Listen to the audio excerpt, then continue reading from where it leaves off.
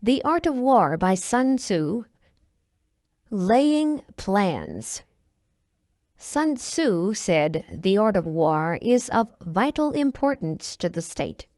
It is a matter of life and death, a road either to safety or to ruin. Hence, it is a subject of inquiry which can on no account be neglected. The art of war, then, is governed by 5 constant factors to be taken into account in one's deliberations when seeking to determine the conditions obtaining in the field. These are 1. The moral law, 2. Heaven, 3. Earth, 4. The commander, 5. Method and discipline. The moral law causes the people to be in complete accord with their ruler, so that they will follow him regardless of their lives, undismayed by any danger. Heaven signifies night and day, cold and heat, times and seasons. Earth comprises distances, great and small, danger and security, open ground and narrow passes, the chances of life and death. The commander stands for the virtues of wisdom, sincerity, benevolence, courage, and strictness. By method and discipline are to be understood the marshalling of the army and its proper subdivisions, the graduations of rank among the officers, the maintenance of roads by which supplies may reach the army, and the control of military expenditure. These 5 heads should be familiar to every general. He who knows them will be victorious. He who knows them not will fail. Therefore, in your deliberations when seeking to determine the military conditions, let them be made the basis of a comparison in this wise. 1. Which of the 2 sovereigns is imbued with the moral law? 2. Which of the 2 generals has most ability? 3. With whom lie the advantages derived from heaven and earth? 4. On which side is discipline more rigorously enforced? 5. Which army is stronger? 6. On which side are officers and men more highly trained? 7. In which army is there the greater constancy both in reward and punishment? By means of these 7 considerations, I can forecast victory or defeat. The general that hearkens to my counsel and acts upon it will conquer. Let such a one be retained in command. The general that hearkens not to my counsel nor acts upon it will suffer defeat. Let such a one be dismissed. While heeding the profit of my counsel, avail yourself also of any helpful circumstances over and beyond the ordinary rules. According as circumstances are favorable, one should modify one's plans. All warfare is based on deception. Hence, when able to attack, we must seem unable. When using our forces, we must seem inactive. When we are near, we must make the enemy believe we are far away. When far away, we must make him believe we are near. Hold out baits to entice the enemy, feign disorder, and crush him. If he is secure at all points, be prepared for him. If he is in superior strength, evade him. If your opponent is of choleric temper, seek to irritate him. Pretend to be weak, that he may grow arrogant. If he is taking his ease, give him no rest. If his forces are united, separate them. Attack him where he is unprepared. Appear where you are not expected.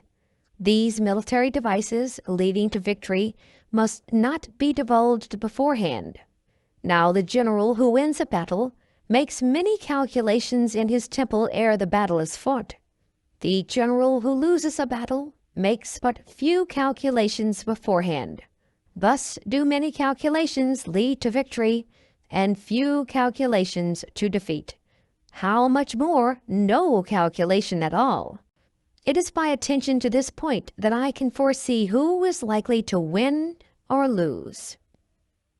In the operations of war, where there are in the field 1,000 swift chariots, as many heavy chariots, and 100,000 mail-clad soldiers, with provisions enough to carry them 1,000 li, the expenditure at home and at the front, including entertainment of guests, small items such as glue and paint, and sums spent on chariots and armor, will reach the total of 1,000 ounces of silver per day. Such is the cost of raising an army of 100,000 men. When you engage in actual fighting, if victory is long in coming, then men's weapons will grow dull and their ardor will be damped. If you lay siege to a town, you will exhaust your strength. Again, if the campaign is protracted, the resources of the state will not be equal to the strain. Now, when your weapons are dulled, your ardor damped, your strength exhausted, and your treasure spent, other chieftains will spring up to take advantage of your extremity. Then no man, however wise, will be able to avert the consequences that must ensue. Thus, though we have heard of stupid haste in war, cleverness has never been seen associated with long delays. There is no instance of a country having benefited from prolonged warfare. It is only one who is thoroughly acquainted with the evils of war that can thoroughly understand the profitable way of carrying it on. The skillful soldier does not raise a second levy, neither are his supply wagons loaded more than twice. Bring war material with you from home, but forage on the enemy. Thus the army will have food enough for its needs. Poverty of the state exchequer causes an army to be maintained by contributions from a distance. Contributing to maintain an army at a distance causes the people to be impoverished. On the other hand, the proximity of an army causes prices to go up, and high prices cause the people's substance to be drained away. When their substance is drained away, the peasantry will be afflicted by heavy exactions. With this loss of substance and exhaustion of strength, the homes of the people will be stripped bare and 3/10 of their income will be dissipated, while government expenses for broken chariots, worn-out horses, breastplates and helmets, bows and arrows, spears and shields, protective mantles, draft oxen, and heavy wagons will amount to 4/10 of its total revenue. Hence, a wise general makes a point of foraging on the enemy. 1 cartload of enemy's provisions is equivalent to 20 of one's own, and likewise a single picul of his provender is equivalent to 20 from one's own store. Now, in order to kill the enemy, our men must be roused to anger. That there may be advantage from defeating the enemy, they must have their rewards. Therefore, in chariot fighting, when 10 or more chariots have been taken, those should be rewarded who took the first. Our own flags should be substituted for those of the enemy, and the chariots mingled and used in conjunction with ours. The captured soldiers should be kindly treated and kept. This is called using the conquered foe to augment one's own strength.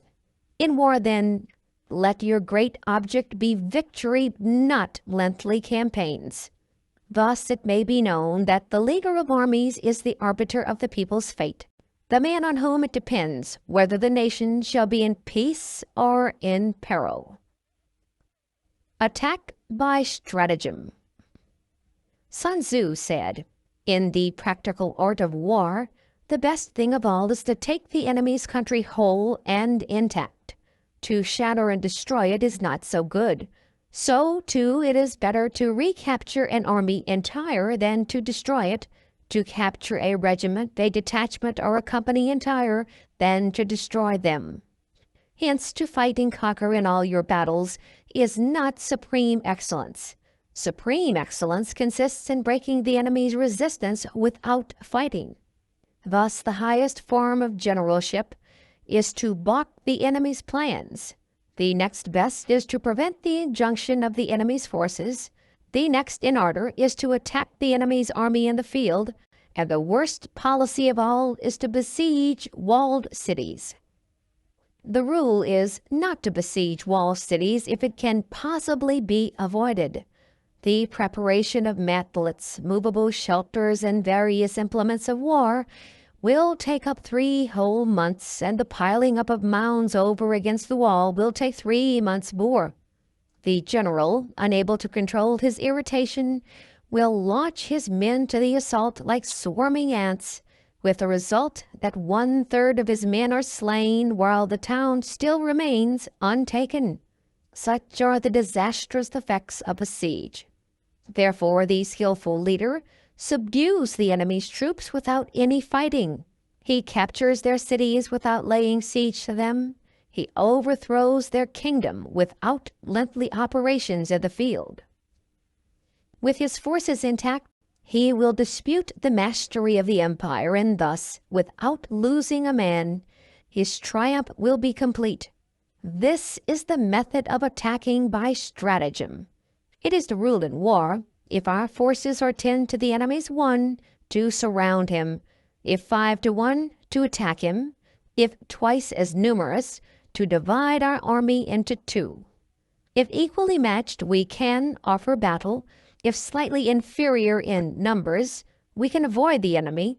If quite unequal in every way, we can flee from him. Hence, though an obstinate fight may be made by a small force, in the end it must be captured by the larger force. Now, the general is the bulwark of the state. If the bulwark is complete at all points, the state will be strong. If the bulwark is defective, the state will be weak. There are 3 ways in which a ruler can bring misfortune upon his army. 1. By commanding the army to advance or to retreat, being ignorant of the fact that it cannot obey. This is called hobbling the army. 2. By attempting to govern an army in the same way as he administers a kingdom, being ignorant of the conditions which obtain in an army. This causes restlessness in the soldiers' minds. 3. By employing the officers of his army without discrimination, through ignorance of the military principle of adaptation to circumstances. This shakes the confidence of the soldiers. But when the army is restless and distrustful, trouble is sure to come from the other feudal princes. This is simply bringing anarchy into the army and flinging victory away. Thus, we may know that there are 5 essentials for victory. 1. He will win who knows when to fight and when not to fight. 2. He will win who knows how to handle both superior and inferior forces. 3. He will win whose army is animated by the same spirit throughout all its ranks. 4. He will win who, prepared himself, waits to take the enemy unprepared. 5. He will win who has military capacity and is not interfered with by the sovereign. Hence the saying, if you know the enemy and know yourself, you need not fear the result of 100 battles. If you know yourself but not the enemy, for every victory gained, you will also suffer a defeat. If you know neither the enemy nor yourself, you will succumb in every battle. Tactical dispositions. Sun Tzu said, "The good fighters of old first put themselves beyond the possibility of defeat, and then waited for an opportunity of defeating the enemy. To secure ourselves against defeat lies in our own hands, but the opportunity of defeating the enemy is provided by the enemy himself. Thus the good fighter is able to secure himself against defeat, but cannot make certain of defeating the enemy. Hence the saying, one may know how to conquer without being able to do it." Security against defeat implies defensive tactics. Ability to defeat the enemy means taking the offensive. Standing on the defensive indicates insufficient strength. Attacking, a superabundance of strength. The general who is skilled in defense hides in the most secret recesses of the earth. He who is skilled in attack flashes forth from the topmost heights of heaven. Thus, on the one hand, we have the ability to protect ourselves. On the other, a victory that is complete. To see victory only when it is within the ken of a common herd is not the acme of excellence. Neither is it the acme of excellence if you fight and conquer and the whole empire says, "Well done." To lift an autumn hare is no sign of great strength. To see the sun and moon is no sign of sharp sight.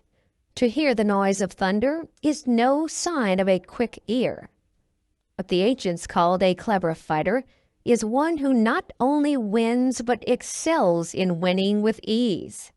Hence his victories bring him neither reputation for wisdom nor credit for courage. He wins his battles by making no mistakes. Making no mistakes is what establishes the certainty of victory, for it means conquering an enemy that is already defeated. Hence, the skillful fighter puts himself into a position which makes defeat impossible and does not miss the moment for defeating the enemy. Thus it is that in war, the victorious strategist only seeks battle after the victory has been won, whereas he who is destined to defeat first fights and afterwards looks for victory. The consummate leader cultivates the moral law and strictly adheres to method and discipline. Thus it is in his power to control success. In respect of military method, we have firstly, measurement, secondly, estimation of quantity, thirdly, calculation, fourthly, balancing of chances, fifthly, victory. Measurement owes its existence to earth, estimation of quantity to measurement, calculation to estimation of quantity, balancing of chances to calculation, and victory to balancing of chances. A victorious army opposed to a routed one is as a pound's weight placed in the scale against a single grain. The onrush of a conquering force is like the bursting of pent-up waters into a chasm 1,000 fathoms deep. Energy. Sun Tzu said, "The control of a large force is the same principle as the control of a few men. It is merely a question of dividing up their numbers. Fighting with a large army under your command is nowise different from fighting with a small one. It is merely a question of instituting signs and signals. To ensure that your whole host may withstand the brunt of the enemy's attack and remain unshaken, this is effected by maneuvers direct and indirect. That the impact of your army may be like a grindstone dashed against an egg, this is effected by the science of weak points and strong. In all fighting, the direct method may be used for joining battle, but indirect methods will be needed in order to secure victory. Indirect tactics, efficiently applied, are inexhaustible as heaven and earth, unending as the flow of rivers and streams. Like the sun and moon, they end but to begin anew. Like the 4 seasons, they pass away to return once more. There are not more than 5 musical notes, yet the combination of these 5 give rise to more melodies than can ever be heard. There are not more than 5 primary colors, blue, yellow, red, white, and black, yet in combination they produce more hues than can ever be seen. There are not more than 5 cardinal tastes, sour, acrid, salt, sweet, bitter, yet combinations of them yield more flavors than can ever be tasted. In battle, there are not more than 2 methods of attack, the direct and the indirect. Yet these 2 in combination give rise to an endless series of maneuvers. The direct and the indirect lead on to each other in turn. It is like moving in a circle. You never come to an end. Who can exhaust the possibilities of their combination? The onset of troops is like the rush of a torrent, which will even roll stones along in its course. The quality of decision is like the well-timed swoop of a falcon, which enables it to strike and destroy its victim. Therefore, the good fighter will be terrible in his onset and prompt in his decision. Energy may be likened to the bending of a crossbow, decision to the releasing of a trigger. Amid the turmoil and tumult of battle, there may be seeming disorder and yet no real disorder at all. Amid confusion and chaos, your array may be without head or tail, yet it will be proof against defeat. Simulated disorder postulates perfect discipline. Simulated fear postulates courage. Simulated weakness postulates strength. Hiding order beneath the cloak of disorder is simply a question of subdivision. Concealing courage under a show of timidity presupposes a fund of latent energy. Masking strength with weakness is to be effected by tactical dispositions. Thus, one who is skillful at keeping the enemy on the move maintains deceitful appearances, according to which the enemy will act. He sacrifices something that the enemy may snatch at it. By holding out baits, he keeps him on the march. Then, with a body of picked men, he lies in wait for him. The clever combatant looks to the effect of combined energy and does not require too much from individuals, hence his ability to pick out the right men and utilize combined energy. When he utilizes combined energy, his fighting men become as it were like unto rolling logs or stones, for it is the nature of a log or stone to remain motionless on level ground and to move when on a slope. If four-cornered, to come to a standstill, but if round-shaped, to go rolling down. Thus the energy developed by good fighting men is as the momentum of a round stone rolled down a mountain thousands of feet in height. So much on the subject of energy. Weak points and strong. Sun Tzu said, "Whoever is first in the field and awaits the coming of the enemy will be fresh for the fight. Whoever is second in the field and has to hasten to battle will arrive exhausted." Therefore, the clever combatant imposes his will on the enemy, but does not allow the enemy's will to be imposed on him. By holding out advantages to him, he can cause the enemy to approach of his own accord, or by inflicting damage, he can make it impossible for the enemy to draw near. If the enemy is taking his ease, he can harass him. If he is well supplied with food, he can starve him out. If quietly encamped, he can force him to move. Appear at points which the enemy must hasten to defend. March swiftly to places where you are not expected. An army may march great distances without distress if it marches through country where the enemy is not. You can be sure of succeeding in your attacks if you only attack places which are undefended. You can ensure the safety of your defense if you only hold positions that cannot be attacked. Hence, that general is skillful in attack whose opponent does not know what to defend, and he is skillful in defense whose opponent does not know what to attack. O divine art of subtlety and secrecy! Through you we learn to be invisible, through you inaudible, and hence we can hold the enemy's fate in our hands. You may advance and be absolutely irresistible if you make for the enemy's weak points. You may retire and be safe from pursuit if your movements are more rapid than those of the enemy. If we wish to fight, the enemy can be forced to an engagement even though he be sheltered behind a high rampart and a deep ditch. All we need do is attack some other place that he will be obliged to relieve. If we do not wish to fight, we can prevent the enemy from engaging us even though the lines of our encampment be merely traced out on the ground. All we need do is to throw something odd and unaccountable in his way. By discovering the enemy's dispositions and remaining invisible ourselves, we can keep our forces concentrated while the enemy's must be divided. We can form a single united body while the enemy must split up into fractions. Hence, there will be a whole pitted against several parts of a whole, which means that we shall be many to the enemy's few. And if we are able thus to attack an inferior force with a superior one, our opponents will be in dire straits.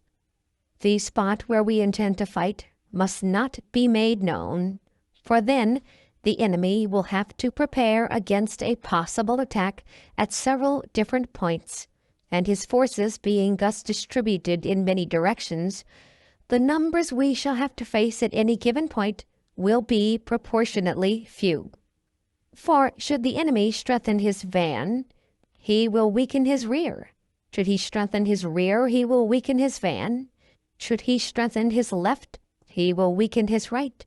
Should he strengthen his right, he will weaken his left. If he sends reinforcements everywhere, he will everywhere be weak. Numerical weakness comes from having to prepare against possible attacks. Numerical strength from compelling our adversary to make these preparations against us. Knowing the place and the time of the coming battle, we may concentrate from the greatest distances in order to fight. But if neither time nor place be known, then the left wing will be impotent to succor the right equally impotent to succor the left, the van unable to relieve the rear, or the rear to support the van. How much more so if the furthest portions of the army are anything under 100 li apart, and even the nearest are separated by several li. Though, according to my estimate, the soldiers of Hue exceed our own in number, that shall advantage them nothing in the matter of victory. I say then that victory can be achieved. Though the enemy be stronger in numbers, we may prevent him from fighting. Scheme so as to discover his plans and the likelihood of their success.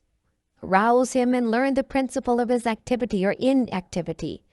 Force him to reveal himself so as to find out his vulnerable spots. Carefully compare the opposing army with your own, so that you may know where strength is superabundant and where it is deficient.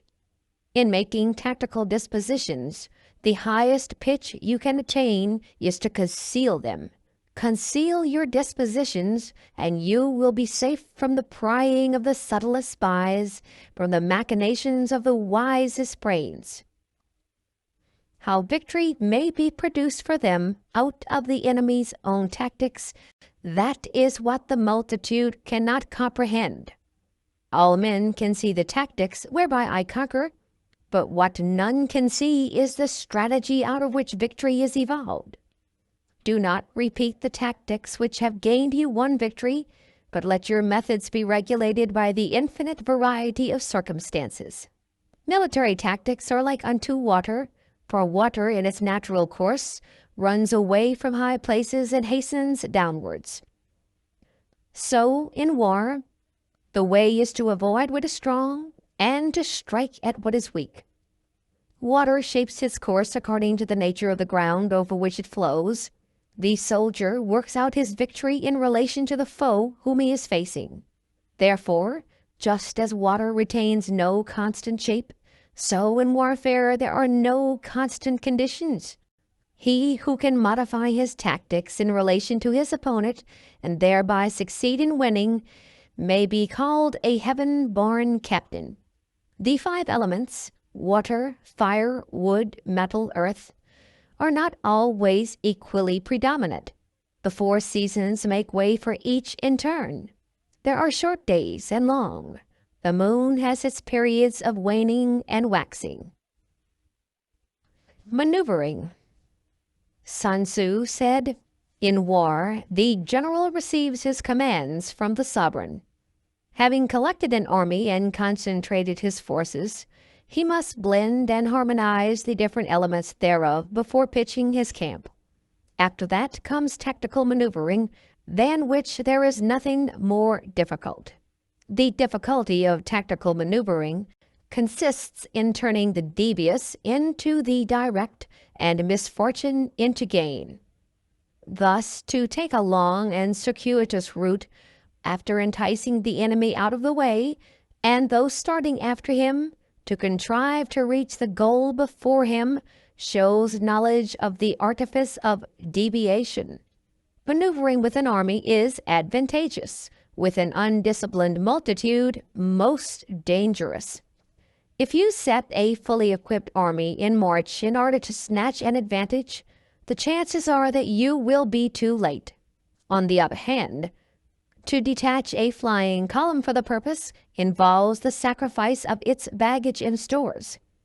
Thus, if you order your men to roll up their buff coats and make forced marches without halting day or night, covering double the usual distance at a stretch, doing 100 li in order to wrest an advantage, the leaders of all your 3 divisions will fall into the hands of the enemy. The stronger men will be in front, the jaded ones will fall behind, and on this plan only 1/10 of your army will reach its destination. If you march 50 li in order to outmaneuver the enemy, you will lose the leader of your first division, and only half your force will reach the goal. If you march 30 li with the same object, 2/3 of your army will arrive. We will take it then that an army without its baggage train is lost. Without provisions, it is lost. Without bases of supply, it is lost. We cannot enter into alliances until we are acquainted with the designs of our neighbors. We are not fit to lead an army on the march unless we are familiar with the face of the country, its mountains and forests, its pitfalls and precipices, its marshes and swamps. We shall be unable to turn natural advantage to account unless we make use of local guides. In war, practice dissimulation and you will succeed. Whether to concentrate or to divide your troops must be decided by circumstances. Let your rapidity be that of the wind, your compactness that of the forest. In raiding and plundering be like fire, in immovability like a mountain. Let your plans be dark and impenetrable as night, and when you move, fall like a thunderbolt. When you plunder a countryside, let the spoil be divided amongst your men. When you capture new territory, cut it up into allotments for the benefit of the soldiery. Ponder and deliberate before you make a move. He will conquer who has learnt the artifice of deviation. Such is the art of maneuvering. The Book of Army Management says, on the field of battle the spoken word does not carry far enough, hence the institution of gongs and drums. Nor can ordinary objects be seen clearly enough, hence the institution of banners and flags. Gongs and drums, banners and flags, are means whereby the ears and eyes of the host may be focused on one particular point. The host, thus forming a single united body, it is impossible either for the brave to advance alone or for the cowardly to retreat alone. This is the art of handling large masses of men. In night fighting, then, make much use of signal fires and drums, and in fighting by day of flags and banners, as a means of influencing the ears and eyes of your army. A whole army may be robbed of its spirit. A commander-in-chief may be robbed of his presence of mind. Now, a soldier's spirit is keenest in the morning. By noonday it has begun to flag, and in the evening his mind is bent only on returning to camp. A clever general, therefore, avoids an army when its spirit is keen, but attacks it when it is sluggish and inclined to return. This is the art of studying moods. Disciplined and calm, to await the appearance of disorder and hubbub amongst the enemy, this is the art of retaining self-possession. To be near the goal while the enemy is still far from it, to wait at ease while the enemy is toiling and struggling, to be well fed while the enemy is famished, this is the art of husbanding one's strength. To refrain from intercepting an enemy whose banners are in perfect order, to refrain from attacking an army drawn up in calm and confident array, this is the art of studying circumstances. It is a military axiom not to advance uphill against the enemy, nor to oppose him when he comes downhill. Do not pursue an enemy who simulates flight. Do not attack soldiers whose temper is keen. Do not swallow bait offered by the enemy. Do not interfere with an army that is returning home. When you surround an army, leave an outlet free. Do not press a desperate foe too hard. Such is the art of warfare. Variation in tactics. Sun Tzu said, "In war, the general receives his commands from the sovereign, collects his army, and concentrates his forces. When in difficult country, do not encamp. In country where high roads intersect, join hands with your allies. Do not linger in dangerously isolated positions. In hemmed-in situations, you must resort to stratagem. In desperate position, you must fight. There are roads which must not be followed, armies which must be not attacked, towns which must not be besieged, positions which must not be contested, commands of the sovereign which must not be obeyed." The general who thoroughly understands the advantages that accompany variation of tactics knows how to handle his troops. The general who does not understand these may be well acquainted with the configuration of the country, yet he will not be able to turn his knowledge to practical account. So the student of war, who is unversed in the art of war of varying his plans, even though he be acquainted with the 5 advantages, will fail to make the best use of his men.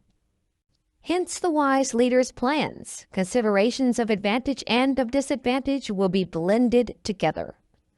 If our expectation of advantage be tempered in this way, we may succeed in accomplishing the essential part of our schemes. If, on the other hand, in the midst of difficulties, we are always ready to seize an advantage, we may extricate ourselves from misfortune. Reduce the hostile chiefs by inflicting damage on them, and make trouble for them, and keep them constantly engaged. Hold out specious allurements, and make them rush to any given point. The art of war teaches us to rely not on the likelihood of the enemy's not coming, but on our own readiness to receive him, not on the chance of his not attacking, but rather on the fact that we have made our position unassailable. There are 5 dangerous faults which may affect a general. 1. Recklessness, which leads to destruction. 2. Cowardice, which leads to capture. 3. A hasty temper, which can be provoked by insults. 4. A delicacy of honor, which is sensitive to shame. 5. Over-solicitude for his men, which exposes him to worry and trouble. These are the 5 besetting sins of a general, ruinous to the conduct of war. When an army is overthrown and its leader slain, the cause will surely be found among these 5 dangerous faults. Let them be the subject of meditation. The army on the march. Sun Tzu said, "We come now to the question of encamping the army and observing signs of the enemy. Pass quickly over mountains and keep in the neighborhood of valleys. Camp in high places facing the sun. Do not climb heights in order to fight. So much for mountain warfare." After crossing a river, you should get far away from it. When an invading force crosses a river in its onward march, do not advance to meet it in midstream. It will be best to let half the army get across and then deliver your attack. If you are anxious to fight, you should not go to meet the invader near a river which he has to cross. Moor your craft higher up than the enemy and facing the sun. Do not move upstream to meet the enemy. So much for river warfare. In crossing salt marshes, your sole concern should be to get over them quickly without any delay. If forced to fight in a salt marsh, you should have water and grass near you, and get your back to a clump of trees. So much for operations in salt marshes. In dry level country, take up an easily accessible position with rising ground to your right and on your rear, so that the danger may be in front and safely lie behind. So much for campaigning in flat country. There are 4 useful branches of military knowledge which enabled the Yellow Emperor to vanquish 4 several sovereigns. All armies prefer high ground to low and sunny places to dark. If you are careful of your men and camp on hard ground, the army will be free from disease of every kind, and this will spell victory. When you come to a hill or a bank, occupy the sunny side with a slope on your right rear. Thus, you will at once act for the benefit of your soldiers and utilize the natural advantages of the ground. When, in consequence of heavy rains up country, a river which you wish to ford is swollen and flecked with foam, you must wait until it subsides. Country in which there are precipitous cliffs with torrents running between, deep natural hollows, confined places, tangled thickets, quagmires and crevasses, should be left with all possible speed and not approached. While we keep away from such places, we should get the enemy to approach them. While we face them, we should let the enemy have them on his rear. If in the neighborhood of your camp there should be any hilly country, ponds surrounded by aquatic grass, hollow basins filled with reeds or woods with thick undergrowth, they must be carefully routed out and searched, for these are places where men in ambush and insidious spies are likely to be lurking. When the enemy is close at hand and remains quiet, he is relying on the natural strength of his position. When he keeps aloof and tries to provoke a battle, he is anxious for the other side to advance. If his place of encampment is easy of access, he is tendering a bait. Movement amongst the trees of a forest shows that the enemy is advancing. The appearance of a number of screens in the midst of thick grass means that the enemy wants to make us suspicious. The rising of birds in their flight is the sign of an ambuscade. Startled beasts indicate that a sudden attack is coming. When there is dust rising in a high column, it is the sign of chariots advancing. When the dust is low but spread over a wide area, it betokens the approach of infantry. When it branches out in different directions, it shows that parties have been sent to collect firewood. A few clouds of dust moving to and fro signify that the army is encamping. Humble words and increased preparations are signs that the enemy is about to advance. Violent language and driving forward as if to attack are signs that he will retreat. When the light chariots come out first and take up position on the wings, it is a sign that the enemy is forming for battle. These proposals, unaccompanied by a sworn covenant, indicate a plot. When there is much running about and the soldiers fall into rank, it means that the critical moment has come. When some are seen advancing and some retreating, it is a lure. When the soldiers stand leaning on their spears, they are faint from want of food. If those who are sent to draw water begin by drinking themselves, the army is suffering from thirst. If the enemy sees an advantage to be gained and makes no effort to secure it, the soldiers are exhausted. If birds gather on any spot, it is unoccupied. Clamor by night betokens nervousness. If there is disturbance in the camp, the general's authority is weak. If the banners and flags are shifted about, sedition is afoot. If the officers are angry, it means that the men are weary. When an army feeds its horses with grain and kills its cattle for food, and when the men do not hang their cooking pots over the campfires, showing that they will not return to their tents, you may know that they are determined to fight to the death.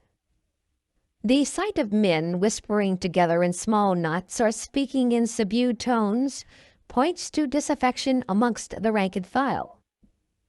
Too frequent rewards signify that the enemy is at the end of his resources, Too many punishments betray a condition of dire distress. To begin by bluster, but afterwards to take fright at the enemy's numbers, shows a supreme lack of intelligence. When envoys are sent with compliments in their mouths, it is a sign that the enemy wishes for a truce. If the enemy's troops march up angrily and remain facing ours for a long time without either joining battle or taking themselves off again, the situation is one that demands great vigilance and circumspection. If our troops are no more in number than the enemy, that is amply sufficient. It only means that no direct attack can be made. What we can do is simply to concentrate all our available strength, keep a close watch on the enemy, and obtain reinforcements. He who exercises no forethought but makes light of his opponents is sure to be captured by them. If soldiers are punished before they have grown attached to you, they will not prove submissive. And unless submissive, then will be practically useless. If, when soldiers have become attached to you, punishments are not enforced, they will still be useless. Therefore, soldiers must be treated in the first instance with humanity, but kept under control by means of iron discipline. This is a certain road to victory. If in training soldiers commands are habitually enforced, the army will be well disciplined. If not, its discipline will be bad. If a general shows confidence in his men but always insists on his orders being obeyed, the gain will be mutual. Terrain. Sun Tzu said, "We may distinguish 6 kinds of terrain, to wit, 1. Accessible ground, 2. Entangling ground, 3. Temporizing ground, 4. Narrow passes, 5. Precipitous heights, 6. Positions at a great distance from the enemy." Ground which can be freely traversed by both sides is called accessible.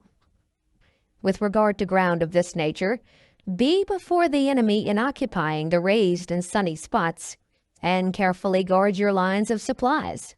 Then you will be able to fight with advantage. Ground which can be abandoned but is hard to reoccupy is called entangling. From a position of this sort, if the enemy is unprepared, you may sally forth and defeat him. But if the enemy is prepared for your coming and you fail to defeat him, then, return being impossible, disaster will ensue. When the position is such that neither side will gain by making the first move, it is called temporizing ground. In a position of this sort, even though the enemy should offer us an attractive bait, it will be advisable not to stir forth, but rather to retreat, thus enticing the enemy in his turn. Then, when part of his army is come out, we may deliver our attack with advantage.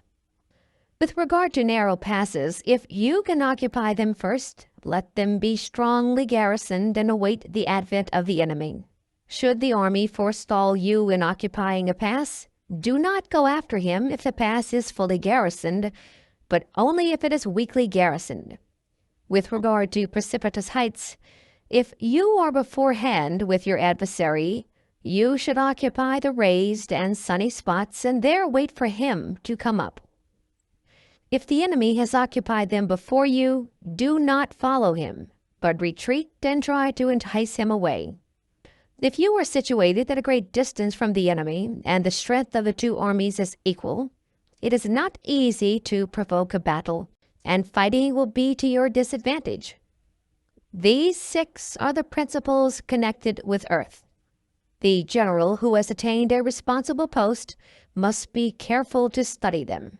Now, an army is exposed to 6 several calamities, not arising from natural causes, but from faults for which the general is responsible. These are 1. Flight, 2. Insubordination, 3. Collapse, 4. Ruin, 5. Disorganization, 6. Rout. Other conditions being equal, if one force is hurled against another 10 times its size, the results will be the flight of the former. When the common soldiers are too strong and their officers too weak, the result is insubordination. When the officers are too strong and the common soldiers too weak, the result is collapse. When the higher officers are angry and insubordinate, and on meeting the enemy give battle on their own account from a feeling of resentment, before the commander-in-chief can tell whether or not he is in a position to fight, the result is ruin. When the general is weak and without authority, when his orders are not clear and distinct, when there are no fixed duties assigned to officers and men, and the ranks are formed in a slovenly, haphazard manner, the result is utter disorganization. When a general, unable to estimate the enemy's strength, allows an inferior force to engage a larger one, or hurls a weak detachment against a powerful one, and neglects to place picked soldiers in the front rank, the result must be rout. There are 6 ways of courting defeat, which must be carefully noted by the general who has attained a responsible post. The natural formation of the country is the soldier's best ally, but a power of estimating the adversary, of controlling the force of victory, and of shrewdly calculating difficulties, dangers, and distances constitutes the test of a great general. He who knows these things and in fighting puts his knowledge into practice will win his battles. He who knows them not nor practices them will surely be defeated. If fighting is sure to result in victory, then you must fight, even though the ruler forbid it. If fighting will not result in victory, then you must not fight even at the ruler's bidding. The general who advances without coveting fame and retreats without fearing disgrace, whose only thought is to protect his country and do good service for his sovereign, is the jewel of the kingdom. Regard your soldiers as your children, and they will follow you into the deepest valleys. Look upon them as your own beloved sons, and they will stand by you even unto death. If, however, you are indulgent but unable to make your authority felt, kind-hearted but unable to enforce your commands, and incapable, moreover, of quelling disorder, then your soldiers must be likened to spoilt children. They are useless for any practical purpose. If we know that our own men are in a condition to attack, but are unaware that the enemy is not open to attack, we have gone only halfway towards victory. If we know that the enemy is open to attack, but are unaware that our own men are not in condition to attack, we have gone only halfway towards victory. If we know that the enemy is open to attack, and also know that our men are in a condition to attack, but are unaware that the nature of the ground makes fighting impracticable, we have still gone only halfway towards victory. Hence, the experienced soldier, once in motion, is never bewildered. Once he has broken camp, he is never at a loss. Hence the saying, if you know the enemy and know yourself, your victory will not stand in doubt. If you know heaven and know earth, you may make your victory complete. The 9 situations. Sun Tzu said, the art of war recognizes 9 varieties of ground: dispersive ground, facile ground, contentious ground, open ground, ground of intersecting highways, serious ground, difficult ground, hemmed-in ground, desperate ground.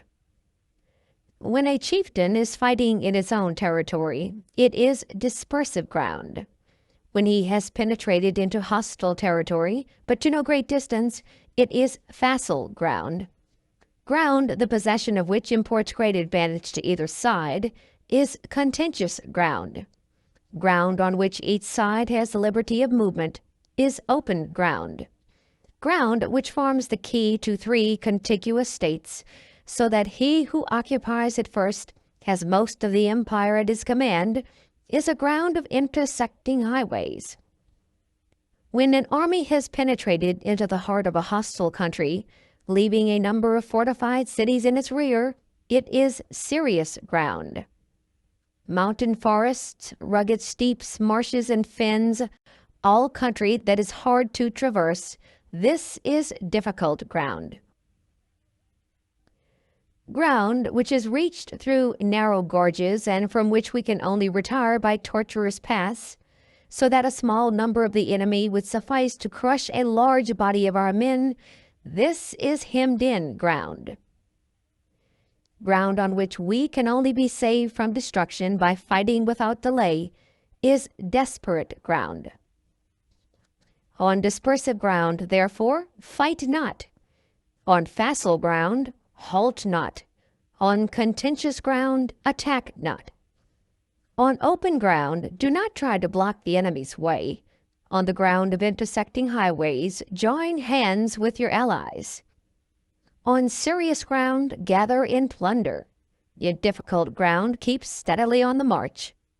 On hemmed-in ground, resort to stratagem. On desperate ground, fight.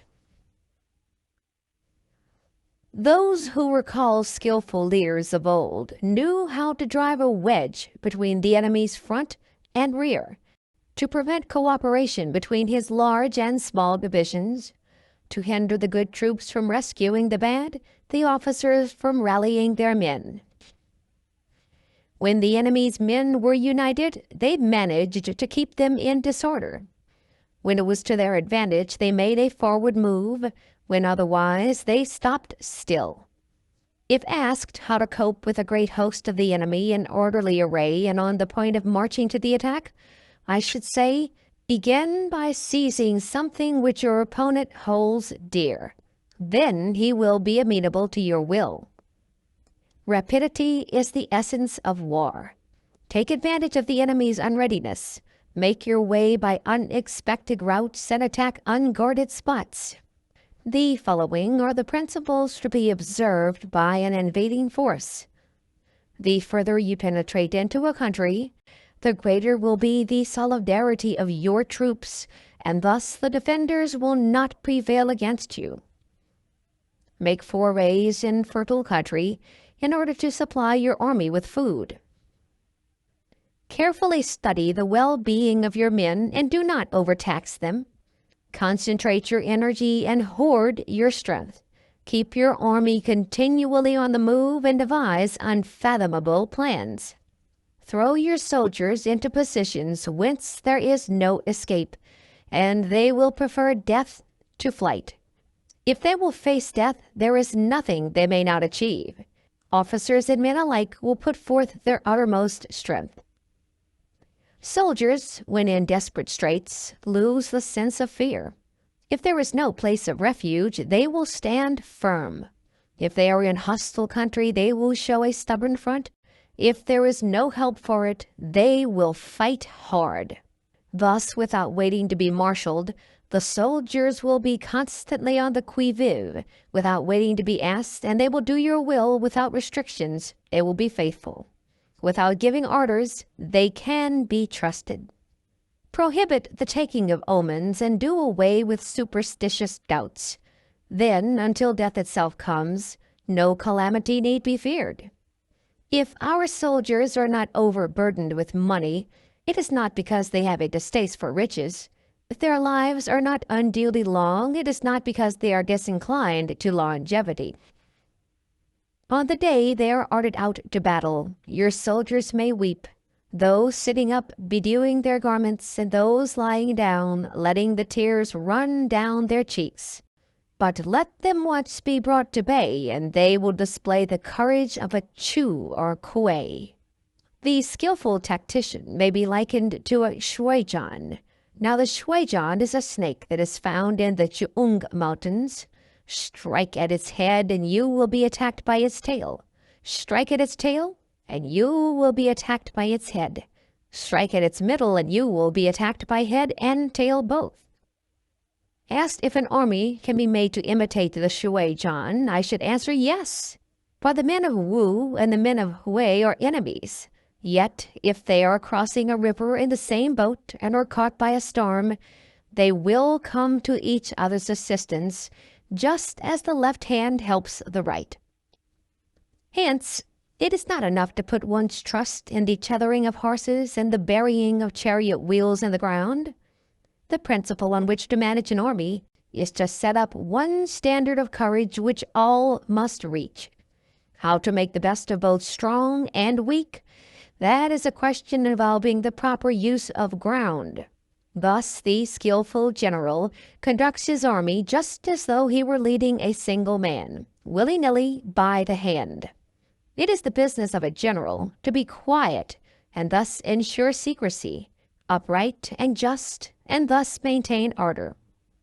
He must be able to mystify his officers and men by false reports and appearances, and thus keep them in total ignorance. By altering his arrangements and changing his plans, he keeps the enemy without definite knowledge. By shifting his camp and taking circuitous routes, he prevents the enemy from anticipating his purpose. At the critical moment, the leader of an army acts like one who has climbed up a height and then kicks away the ladder behind him. He carries his men deep into hostile territory before he shows his hand. He burns his boats and breaks his cooking pots. Like a shepherd driving a flock of sheep, he drives his men this way and that, and nothing knows whither he is going. To muster his host and bring it into danger, this may be termed the business of the general. The different measures suited to the 9 varieties of ground, the expediency of aggressive or defensive tactics, and the fundamental laws of human nature, these are things that must most certainly be studied. When invading hostile territory, the general principle is that penetrating deeply brings cohesion. Penetrating but a short way means dispersion.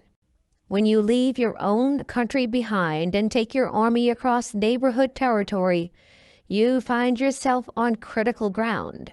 When there are means of communication on all 4 sides, the ground is one of intersecting highways. When you penetrate deeply into a country, it is serious ground. When you penetrate but a little way, it is facile ground. When you have the enemy's strongholds on your rear and narrow passes in front, it is hemmed-in ground. When there is no place of refuge at all, it is desperate ground.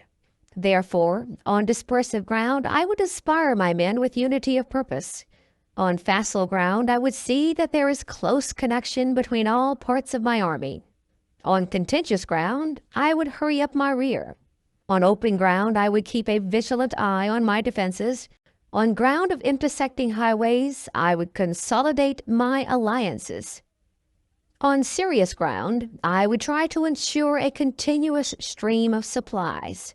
On difficult ground, I would keep pushing on along the road. On hemmed-in ground, I would block any way of retreat. On desperate ground, I would proclaim to my soldiers the hopelessness of saving their lives. For it is the soldier's disposition to offer an obstinate resistance when surrounded, to fight hard when he cannot help himself, and to obey promptly when he has fallen into danger. We cannot enter into alliance with neighboring princes until we are acquainted with their designs. We are not fit to lead an army on the march unless we are familiar with the face of the country, its mountains and forests, its pitfalls and precipices, its marshes and swamps. We shall be unable to turn natural advantages to account unless we make use of local guides. To be ignorant of any one of the following 4 or 5 principles does not befit a warlike prince. When a warlike prince attacks a powerful state, his generalship shows itself in preventing the concentration of the enemy's forces. He overawes his opponents, and their allies are prevented from joining against him. Hence, he does not strive to ally himself with all and sundry, nor does he foster the power of other states. He carries out his own secret designs, keeping his antagonists in awe. Thus he is able to capture their cities and overthrow their kingdoms. Bestow rewards without regard to rule, issue orders without regard to previous arrangements, and you will be able to handle a whole army as though you had to do with but a single man. Confront your soldiers with the deed itself. Never let them know your design. When the outlook is bright, bring it before their eyes, but tell them nothing when the situation is gloomy. Place your army in deadly peril, and it will survive. Plunge it into desperate straits, and it will come off in safety. For it is precisely when a force has fallen into harm's way that it is capable of striking a blow for victory. Success in warfare is gained by carefully accommodating ourselves to the enemy's purpose. By persistently hanging on the enemy's flank, we shall succeed in the long run in killing the commander-in-chief.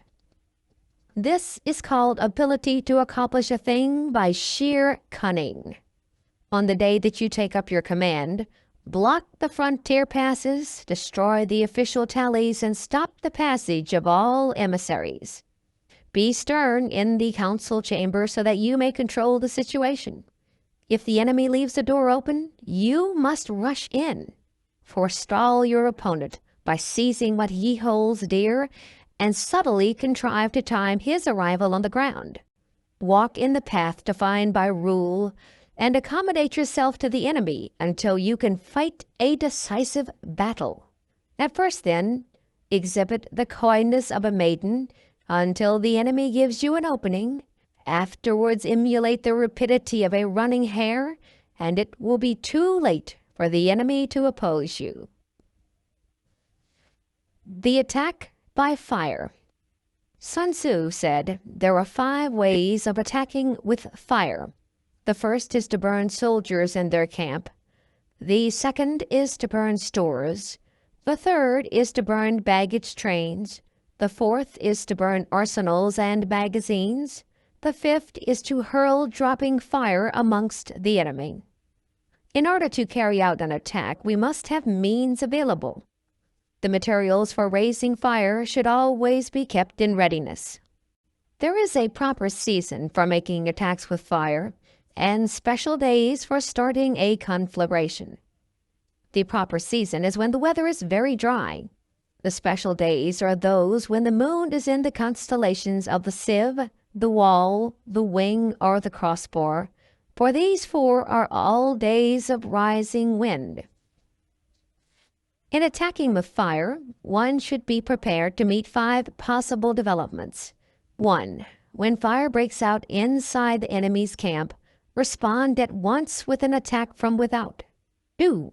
If there is an outbreak of fire but the enemy's soldiers remain quiet, bide your time and do not attack. 3. When the force of the flames has reached its height, follow it up with an attack if that is practicable. If not, stay where you are. 4. If it is possible to make an assault with fire from without, do not wait for it to break out within, but deliver your attack at a favorable moment. 5. When you start a fire, be to windward of it. Do not attack from the leeward. A wind that rises in the daytime lasts long, but a night breeze soon falls. In every army, the 5 developments connected with fire must be known. The movements of the stars calculated and a watch kept for the proper days. Hence, those who use fire as an aid to the attack show intelligence. Those who use water as an aid to the attack gain an accession of strength. By means of water, an enemy may be intercepted, but not robbed of all his belongings. Unhappy is the fate of one who tries to win his battles and succeed in his attacks without cultivating the spirit of enterprise, for the result is waste of time and general stagnation. Hence the saying, "The enlightened ruler lays his plans well ahead, the good general cultivates his resources." Move not unless you see an advantage. Use not your troops unless there is something to be gained. Fight not unless the position is critical. No ruler should put troops into the field merely to gratify his own spleen. No general should fight a battle simply out of pique. If it is to your advantage, make a forward move. If not, stay where you are. Anger may in time change to gladness. Vexation may be succeeded by content. But a kingdom that has once been destroyed can never come again into being, nor can the dead ever be brought back to life. Hence the enlightened ruler is heedful and the good general full of caution. This is the way to keep a country at peace and an army intact. The use of spies. Sun Tzu said, "Raising a host of 100,000 men and marching them great distances entails heavy loss on the people and a drain on the resources of the state. The daily expenditure will amount to 1,000 ounces of silver. There will be commotion at home and abroad, and men will drop down exhausted on the highways. As many as 700,000 families will be impeded in their labor. Hostile armies may face each other for years, striving for victory which is decided in a single day. This being so, to remain in ignorance of the enemy's condition simply because one begrudges the outlay of 100 ounces of silver in honors and emoluments is the height of inhumanity. One who acts thus is no leader of men, no present help to his sovereign, no master of victory. Thus, what enables the wise sovereign and the good general to strike and conquer and achieve things beyond the reach of ordinary men is foreknowledge. Now, this foreknowledge cannot be elicited from spirits. It cannot be obtained inductively from experience, nor by any deductive calculation. Knowledge of the enemy's dispositions can only be obtained from other men. Hence the use of spies, of whom there are 5 classes. 1. Local spies. 2. Inward spies. 3. Converted spies. 4. Doomed spies. 5. Surviving spies. When these 5 kinds of spy are all at work, none can discover the secret system. This is called divine manipulation of the threads. It is the sovereign's most precious faculty. Having local spies means employing the services of the inhabitants of a district. Having inward spies, making use of officials of the enemy. Having converted spies, getting hold of the enemy's spies and using them for our purposes. Having doomed spies, doing certain things openly for purposes of deception, and allowing our spies to know of them and report them to the enemy. Surviving spies, finally, are those who bring back news from the enemy's camp. Hence it is that none in the whole army are more intimate relations to be maintained than with spies. None should be more liberally rewarded. In no other business should greater secrecy be preserved. Spies cannot be usefully employed without certain intuitive sagacity. They cannot be properly managed without benevolence and straightforwardness. Without subtle ingenuity of mind, one cannot make certain of the truth of their reports. Be subtle, and use your spies for every kind of business. If a secret piece of news is divulged by a spy before the time is ripe, he must be put to death together with the man to whom the secret was told. Whenever the object be to crush an army, to storm a city, or to assassinate an individual, it is always necessary to begin by finding out the names of the attendants, the aides de camp, and doorkeepers and sentries of the general in command. Our spies must be commissioned to ascertain these. The enemy spies who have come to spy on us must be sought out, tempted with bribes, led away, and comfortably housed. Thus they will become converted spies and available for our service. It is through the information brought by the converted spy that we are able to acquire and employ local and inward spies. It is owing to his information, again, that we can cause the doomed spy to carry false tidings to the enemy. Lastly, it is by his information that the surviving spy can be used on appointed occasions. The end and aim of spying in all its 5 varieties is knowledge of the enemy, and this knowledge can only be derived, in the first instance, from the converted spy. Hence it is essential that the converted spy be treated with the utmost liberality. Of old, the rise of the Yin dynasty was due to I Ching, who had served under He Shah. Likewise, the rise of the Chu dynasty was due to Liu Ya, who had served under the Yin. Hence, it is only the enlightened ruler and the wise general who will use the highest intelligence of the army for purposes of spying, and thereby they achieve great results. Spies are the most important element in water because on them depends an army's ability to move.